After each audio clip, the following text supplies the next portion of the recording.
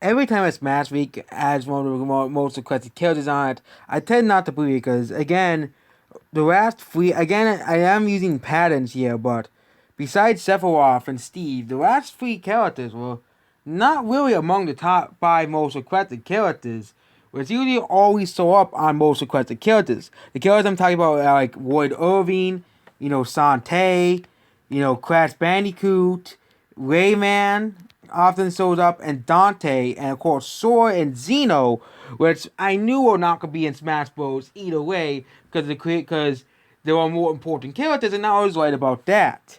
But I do not. I am making one prediction. Crash is not the next character. If he is, I'm wrong. You guys win. Crash is in Smash. We can all be happy after then. But the fact that you guys are really saying Crash is gonna be the next fighter is absolutely just sad. Okay? Because what about the other 5 times they said Crash is the next character? And it was not Crash. Remember the last character? Pyra?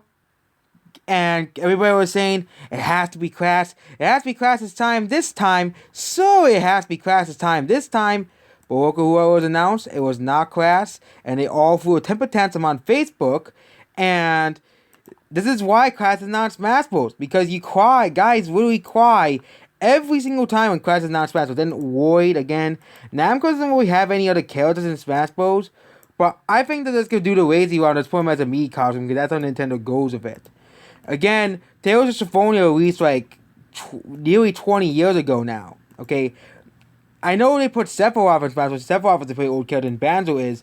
But outside of Japan, Lloyd Irving is not, and the greatest Smash community, nobody really cares. Nobody really talks about Lloyd Irving anymore because Tales of Symphonia did come out 20 years ago. He isn't as memorable as Sephiroth, for example, as he was a major villain, and of course a game that basically made RPGs that was not Pokemon, made RPGs popular in the America and the Western world.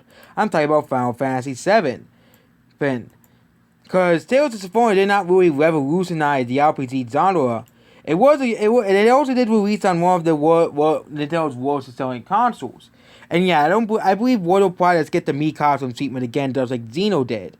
But I'm expecting the unexpected for it. I'm not gonna really believe any of these stupid leaks saying, "Oh, Doom guys gonna say the same 4 or 5 characters they keep saying Sora, Crash, Rayman, okay, Doom guy, all these other characters they keep requesting to say it's the same characters." I think if like one of the next character is like someone not on that most requested character again. They'll course on Facebook they're gonna scream and cry and yelp. They're gonna report anybody on Facebook that does not agree with the general '90s kid mindset, which is basically you have to have the same opinions as us, or else you're not a true gamer. You have to like the same games as us, or else you're not a true gamer, or some bullshit like that. And it's like absolutely ridiculous how they believe that. Okay, you have to like the same games that we grew up in the '90s. If you do not, you're not a true gamer, and and you're creds. That's basically the typical '90s kid, '90s person stereotype, millennial '90s stereotype. And again, Gen Xers don't even know what a video game is. They don't really know what a video game is, because they didn't grow up with video games that much. And they still probably try, and boomers, they just try to still push the whole thing that video games cause violence. So yeah, they still try to push that. Even though it's no proven thing, because again, movies also have violent scenes in them, but they completely ignore that as well. Okay, they should watch like John Wick. John Wick is definitely much more violent than a lot of video games are now. Okay, imagine they make a John Wick movie, no video game, they'll pass out by seeing all the violence in the game because that's the boomer mindset among video games. But yeah, that's basically, and yeah, the Gen Z days request like Fortnite and stuff, and like cringe and TikTok stuff that nobody wants to see in Smash Bros. And indie crap like Five Nights at Freddy's and Undertale, which Undertale is also requested by '90s kids, which are millennials. But yeah, same thing here. Same, okay, but again, the millennials mostly request, Crash Bandicoot and characters like that. Most Zoomers, or which is my generation, mostly request, God, like Fortnite guy and, Minecraft guy, Steve, and and they don't ever request Zeno or Sante because they don't give a crap about indie games.